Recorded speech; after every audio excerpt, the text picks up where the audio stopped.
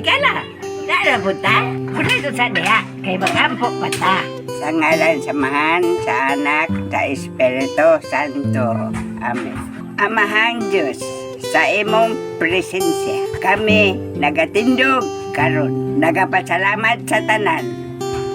Nimong ihatag nga mga panalangin, dire kanamo. Salamat sa kinabuhi nga imong gihatag sa mga adlaw nga puno sa mga kalipay o mga pagsulay nga naghatag kanamo o mga leksyon sa mga higayon nga kami naglisod. Palihog tabangi kami nga makita sa kahayag sa among dalan. Hatagi kami og kusog sa pag-atubag sa mga pagsulay o sa mga pagpadayon sa among mga damo.